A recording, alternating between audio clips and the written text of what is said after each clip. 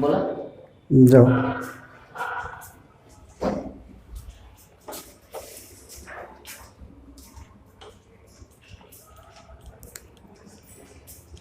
Good morning.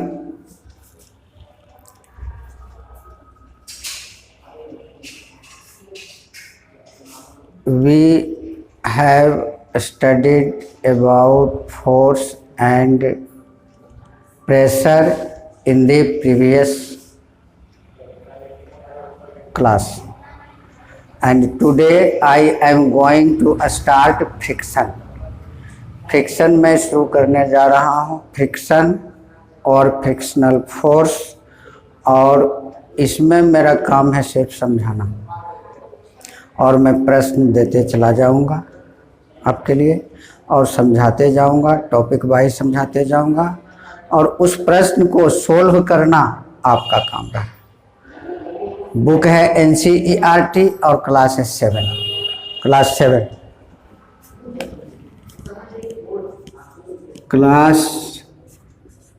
7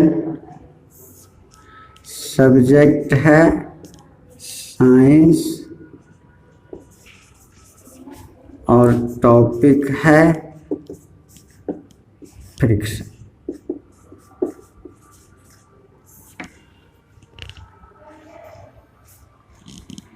friction is also known as frictional force. Friction को frictional force भी कहते हैं। तो सबसे पहले फ्रिक्शनल फोर्स किसे कहते हैं अथवा फ्रिक्शन कहते हैं किसे कहते हैं, तो इसमें दो ऑब्जेक्ट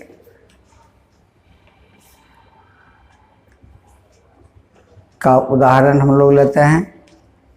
डिफिनीशन है दैट फोर्स, पहले समझ लीजिए कि एक ऑब्जेक्ट है, ये दूसरा ऑब्जेक्ट है, और दोनों के contact surfaces this and this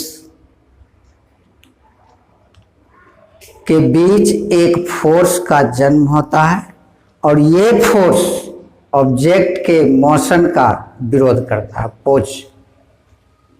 that force which is produced between the contact surfaces of two objects that opposes the motion of the object.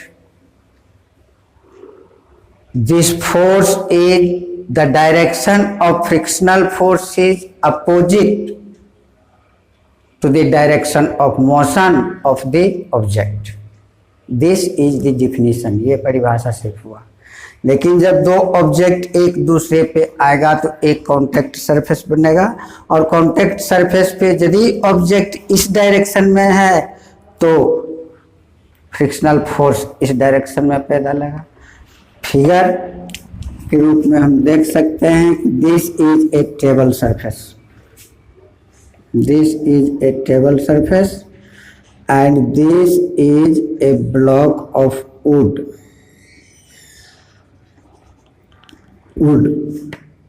This is contact surface. Object is moving in this direction. इस direction में object move कर रहा है, यानी direction of motion of object. तो contact surface के बीच में यहाँ पर एक फोर्स का जन्म होगा जो इस डायरेक्शन में काम करेगा। ये होगा फोर्स ऑफ फ्रिक्शन, और फ्रिक्शनल फोर्स और simply friction.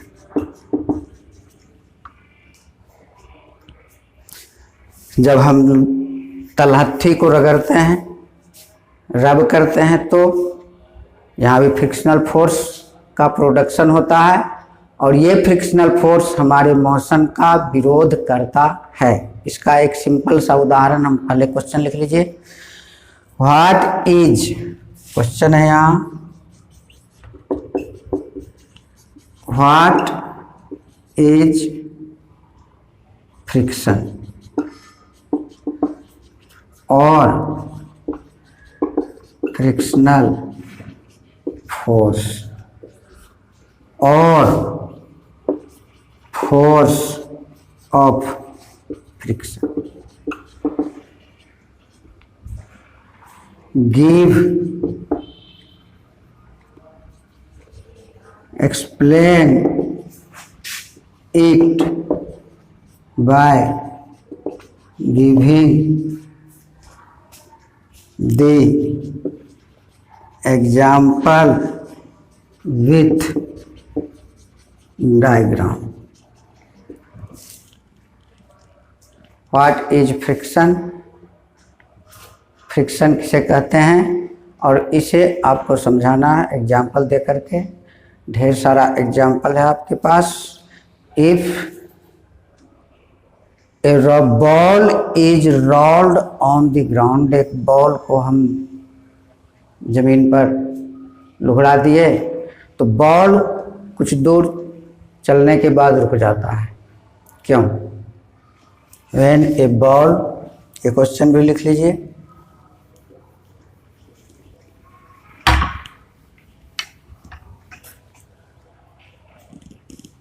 First, second, when A ball is rolled over the ground surface, then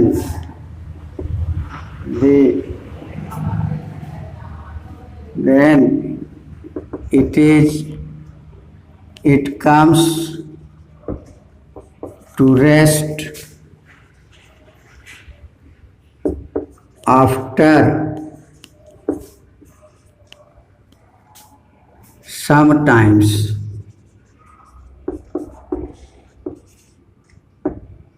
Why? क्यों?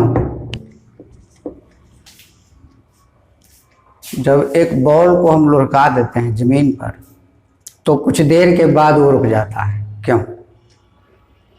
क्योंकि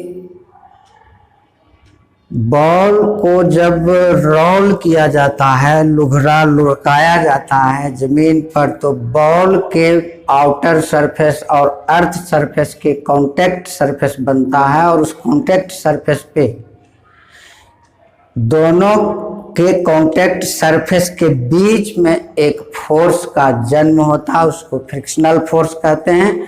And that force opposes the motion of the ball. As a result, the speed or motion of the ball decreases gradually, and after some time the ball comes to rest due to friction. Friction नहीं रहे, friction के ढेर सारे उपयोग है। Friction के नहीं रहने के कारण हम लोग जमीन पर नहीं चल सकते हैं, ढेर सारा काम नहीं हो सकता है। ये जो हम लिखते हैं ये सब फ्रिक्शन के कारण है और एग्जाम्पल है यहाँ पर फ्रिक्शन का। हम चप्पल पहनते हैं या जूता पहनते हैं तो हमारे पैर और चप्पल के बीच फ्रिक्शन होता है। कलम से लिखते हैं कागज पर, फ्रिक्शन के कारण। पेंसिल से लिखते हैं, फ्रिक्शन के कारण।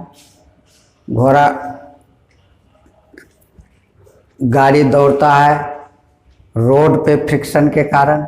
फ्रिक्शन ना रहे तो सारा काम हो जाए, इसलिए फ्रिक्शन का ढेर सारा उदाहरण आपके पास है। एक और एग्जाम्पल ले सकते हैं हम कि एक साइकिल मूव कर रहा, मोशन में है एक साइकिल, और अचानक हम ब्रेक, ये पैडल लगाना बंद कर दिए, पैडल पे कोई फोर्स लगाना बंद कर दिए, तब कुछ दूर जाने के बाद साइकिल खुद रुक जाती है, उसको ब्रेक लगाने की जरूरत नहीं है। क्यों?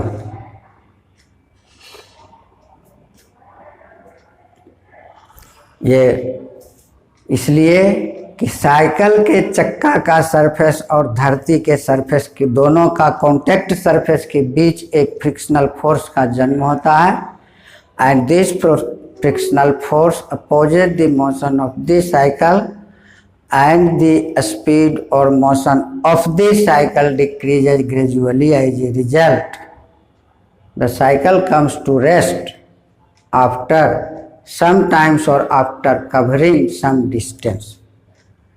All these are the examples of friction. ये फ्रिक्शन है। फ्रिक्शन हमारे दैनिक जीवन में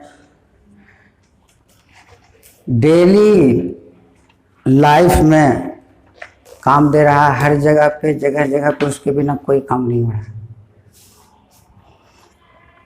आगे हम लोग दूसरा टॉपिक फ्रिक्शन क्या है उसको देख लिया, और NCERT बुक है, NCERT बुक को पढ़ करके अपने से देख लीजिएगा। नेक्स्ट है काउजेज ऑफ फ्रिक्शन।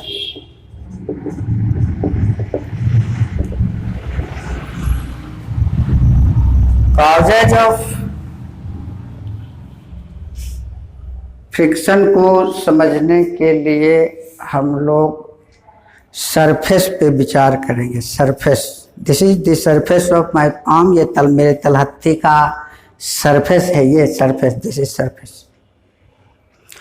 और इस सरफेस पे कुछ गहरे भाग हैं और कुछ ऊंचे भाग हैं, ढेर सारे हैं। टेबल सरफेस पे, बेंच सरफेस पे देखते हैं तो कुछ गड्ढे भाग भी हैं और कुछ ऊंचे भाग भी हैं। ऊंचे भाग को हिल्स कहा गया है और गड्ढे भाग को वैलीज। ऊंचे भाग को हिल्स और गड्ढे भाग को valleys. These hills and valleys are present in the surfaces, on the surfaces of all objects. सभी ऑब्जेक्ट के सरफेस पे ये हिल्स और वैलीज पाए जाते हैं। ऊंचे भाग और गड्ढे भाग सभी ऑब्जेक्ट में पाए जाते हैं। कुछ ऑब्जेक्ट के सरफेस पर छोटे छोटे गड्ढे, हिल और वैली होते हैं, और कुछ ऑब्जेक्ट के सरफेस पे बड़े बड़े हिल और वैली होते हैं। All these hills and valleys together are called irregularities. Irregularities means surface is not regular. The surface of an object is not regular. ये किताब का पन्ना है, ये किताब का सरफेस, सरफेस ऑफ बुक। ये चमक रहा है, दिस इज शाइनिंग। इसके बाद देखने में नहीं लग रहा है कि यहाँ कहीं हिल्स और वैलीज है, ऐसा कुछ पता नहीं चल रहा है। लेकिन ये बात नहीं है। यदि हम माइक्रोस्कोप का यूज करें तो यहाँ भी हिल्स एंड वैलीज दोनों मौजूद हैं, और ये इरेगुलरिटीज मौजूद हैं। ये चिकना है तो छोटे हिल्स, छोटे वैलीज, और टेबल का सरफेस लकड़ी का बना हुआ है, सामने दिखाई दे रहा है कि हिल्स और वैलीज मौजूद हैं। इरेगुलरिटीज। अब इरेगुलरिटीज है क्या कि एक ऑब्जेक्ट का सरफेस है, this is the surface of one object, और फ्रिक्शन के लिए दो ऑब्जेक्ट चाहिए, और एक ऑब्जेक्ट ए हुआ और दूसरा ऑब्जेक्ट मैं ले रहा हूं ये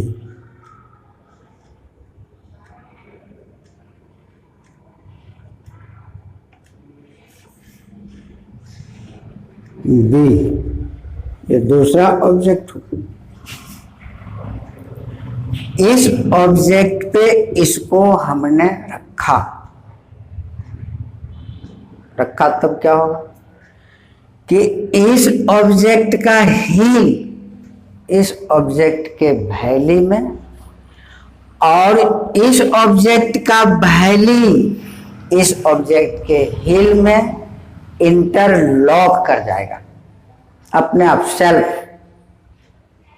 इसको करने की जरूरत नहीं है। एक ऑब्जेक्ट के सरफेस पर जो हील्स और वैलीज हैं, ये हील्स और वैलीज दूसरे सरफेस पर के हील्स और वैलीज के साथ इंटरलॉक करने के कारण अब जब ऑब्जेक्ट को हम आगे खींचेंगे तो एक फोर्स लगाने की जरूरत पड़ेगी यहाँ से, क्योंकि ये हील्स रोकेगा, ये इसको आगे बढ़ने से रोकेगा। ये कांटेक्ट सरफेस जा रहा है, इस कांटेक्ट सरफेस पर इस डायरेक्शन में एक फोर्स का जन्म होगा, यही कहलाएगा फ्रिक्शनल फोर्स।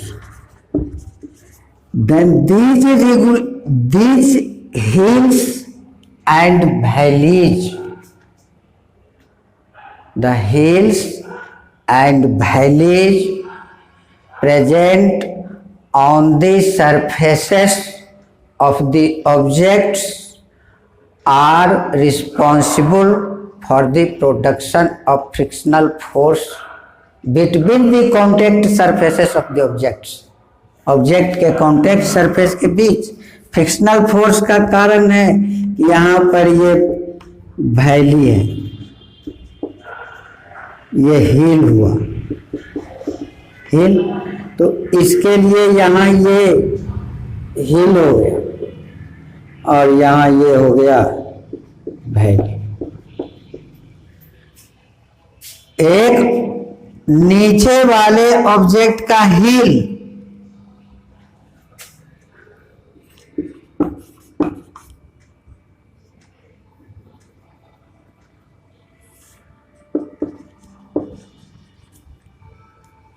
ऊपर वाले ऑब्जेक्ट के वैली के साथ इंटरलॉक कर जाने के कारण ऊपर वाले ऑब्जेक्ट को यदि हम मोशन में लाना चाहें तो एक फोर्स लगाना पड़ेगा और इस फोर्स के अपोजिट डायरेक्शन में ये इंटरलॉकिंग एक अलग फोर्स का प्रोडक्शन करता है जिसको हम कहते हैं frictional force.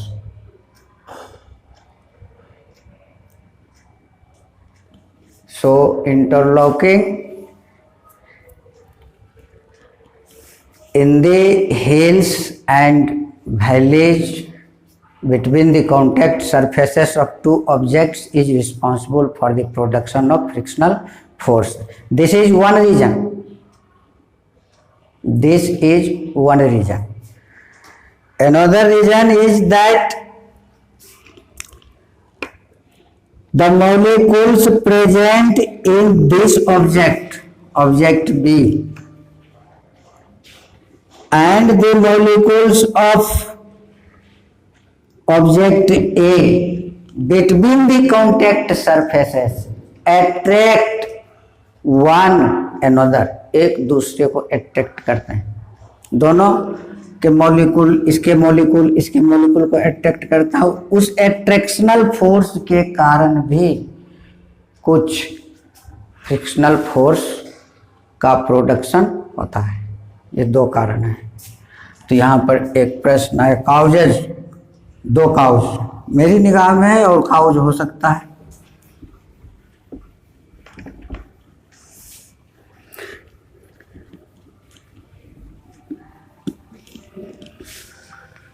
Question 3. Write the causes of friction or frictional force।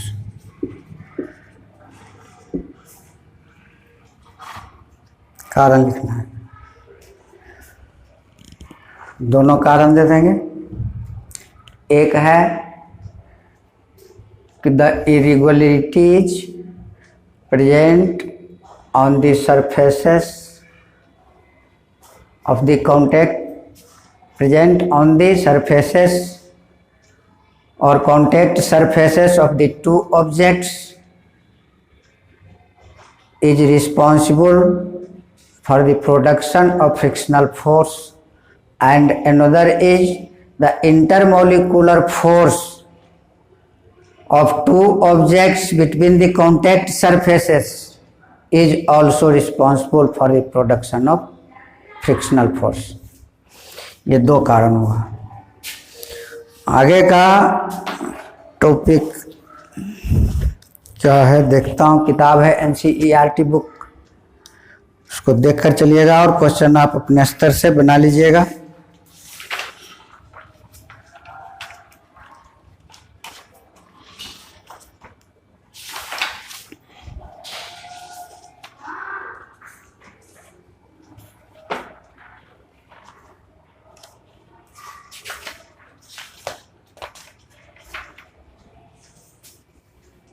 एक मार्क फ्रिक्शन है, फ्रिक्शन फिर से रिपीट कर देता हूँ, इसको ध्यान दीजिएगा। ऑब्जेक्ट आगे की ओर जा रहा है, कुछ बातें मार्केबल। ऑब्जेक्ट आगे की ओर जा रहा है तो फ्रिक्शनल फोर्स पीछे की ओर पैदा लगेगा, डायरेक्शन पीछे की ओर होगा। एक दूसरा चीज, अब ये फ्रिक्शनल फोर्स का प्रोडक्शन होगा कहां? तो ये होगा कांटेक्ट सरफेसेस के बीच।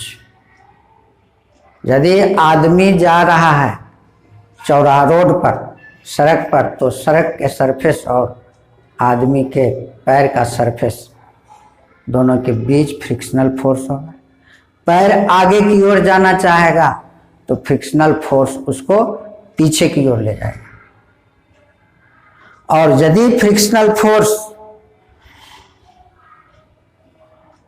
बढ़ेगा तो हमको चलने में सुविधा होगी, और कहीं फ्रिक्शनल फोर्स घट गया आईसी रोड पे, we feel difficulty to move on an icy road. You have a question 4।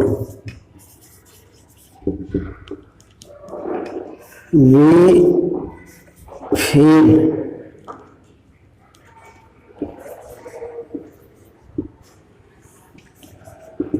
difficulty to move on a smooth road. Why?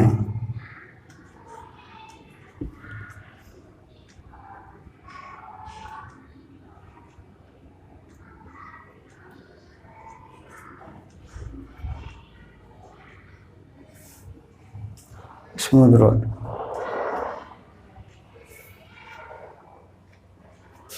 Smooth को आईसी रोड कर देता हूं।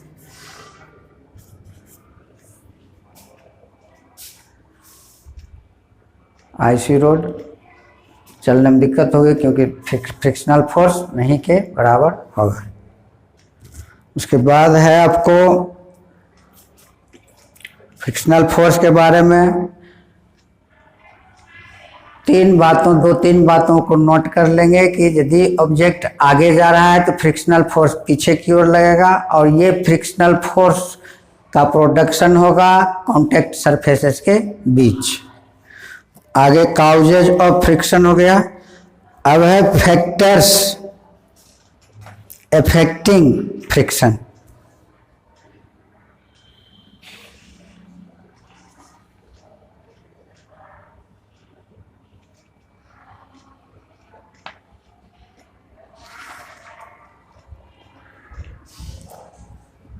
फैक्टर्स क्वेश्चन है आपका।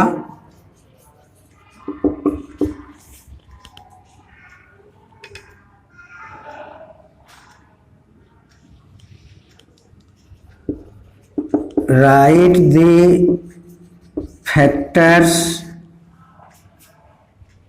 affecting affecting the friction.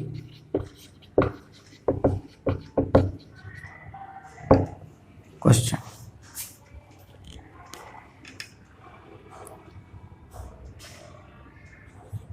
Write the explain them. अब यहाँ पर दो फैक्टर है, फ्रिक्शनल फोर्स किन किन फैक्टर पे निर्भर करेगा। पहले तो काउज हो गया, और जो काउज होगा वही फैक्टर होगा, जो काउज है वही फैक्टर है। इरेगुलरिटी पे निर्भर करता है, हिल्स और वैलीज पे निर्भर करता है, रफनेस और स्मूथनेस पे निर्भर करता है। पहला काउज हुआ कि if the surfaces are rough the frictional force will be large. If the surfaces are more rough, then more frictional force will be produced. If the surfaces are less rough, the frictional force will be less. And if the surfaces are smooth, there will be negligible frictional force. तो ये बातें आपको अपने से लिख लीजिएगा, question लिखा दिया। और डिपेंड्स एक बात और, ये पहला कारण था, रफनेस पे निर्भर करता है। दूसरा है कारण कि ऑब्जेक्ट के वेट पे भी निर्भर करेगा। अब सपोज करते हैं कि यहाँ पे ये रख दिए तो फ्रिक्शनल फोर्स का प्रोडक्शन होगा। 1 किलोग्राम का ऑब्जेक्ट रखते हैं टेबल के सरफेस पे तो फ्रिक्शनल फोर्स का जन्म लेगा। 2 किलोग्राम का रख दें तो बड़ा फ्रिक्शनल फोर्स का हो जाएगा। 5 किलोग्राम का रख दें और बड़ा फ्रिक्शनल फोर्स हो जाएगा, क्योंकि कॉन्टेक्ट सरफेसेस के बीच ज्यादा प्रेशर बनता है और ज्यादा प्रेशर बनने के कारण बड़ा फ्रिक्शनल फोर्स बनेगा। जैसे जैसे दोनों कॉन्टेक्ट सरफेसेस के बीच का प्रेशर बढ़ेगा तो फ्रिक्शनल फोर्स का वैल्यू भी बढ़ेगा।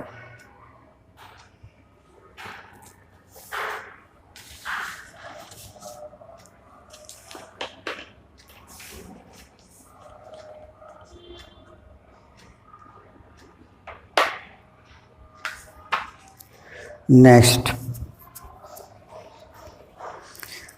आज हम टाइप्स लिखा करके यहीं तक रखेंगे और ये क्लास कंटिन्यू जाएगा आपका।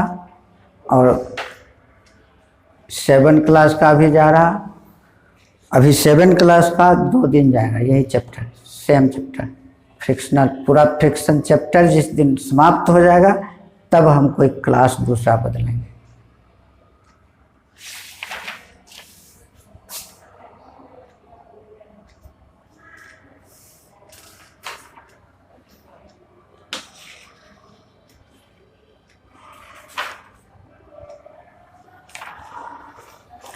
और एक मिस्टेक हुआ है, क्योंकि लिख चुका हूँ वो तो फोटो हो गया, लेकिन मौखिक रूप से मैं बोल देता हूँ कि ये जो अभी पढ़ाई हुई है, मैं 7 क्लास बोल रहा था, लेकिन ये क्लास 8 के लिए स्टूडेंट के लिए है। क्लास 8 स्टूडेंट के लिए है ये frictional force for class 8 NCERT book. ये 7 का मेरी गलती से निकल रहा था।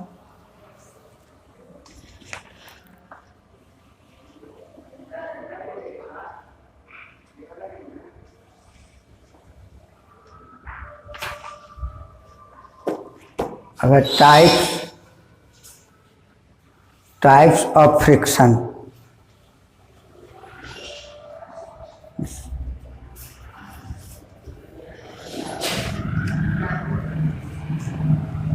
आज इतने रहने दे रहा हूँ। आप NCERT बुक पढ़ लीजिएगा, मैं क्वेश्चन टॉपिक वाइज लिख दूंगा और समझा दूंगा, ये मेरा काम होगा, बाकी आपका काम। NCERT book class 8 friction subject science आज खत्म कर रहा हूँ। धन्यवाद।